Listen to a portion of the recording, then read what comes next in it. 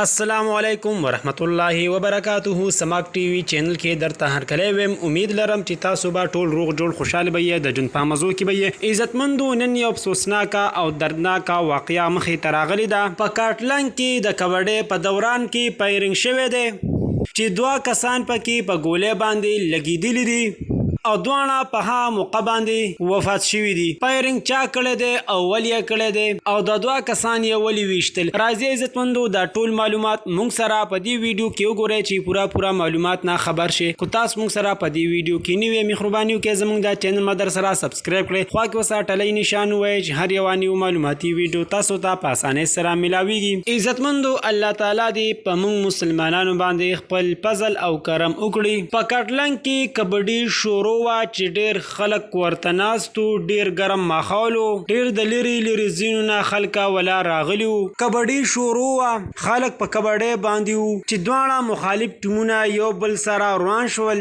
جګړه هم وکړه، یو کس یې پکې ووهو. په دې دوران کې کسان رالل، باری کسان وو، گیم کې شامل نه وو. د راتلو سره سمدستې فایرنګ شروع کړو. چې څنګه یې فایرنګ شروع کړو، دوه کسان ته ولګېدل. یو کس ورسره بل هم لګېدلی چې ها زخمی دی او دا دوه کسان ولګېدل چې په موقع باندې دواړه د فاني دنیا نه رخصت شول. الله تعالی دې مغفرت نصیب کړي او کوروالو ته دې الله تعالی د زړه صبر ورکړي او هغه کسان په تښتېدو کې بریا شوي دي. کومو کسانو چې فایرنګ کړی دی پولیس والا راغلی دی، تفتیش یې شروع کړی دی، خو تر اوسه پورې ښه قاتلان ظالمان لا گرفتار شوي نه دي. پولیس والا په هغه ځای کې په کبډۍ باندې مکمل پابندي ولګوله. دوستانو دا وه زموږ د دې وخت نیو معلوماتي ویډیو. د نورو نیو معلوماتي ویډیو دپاره زموږ دا چینل مدر سره سبسکرایب کړئ.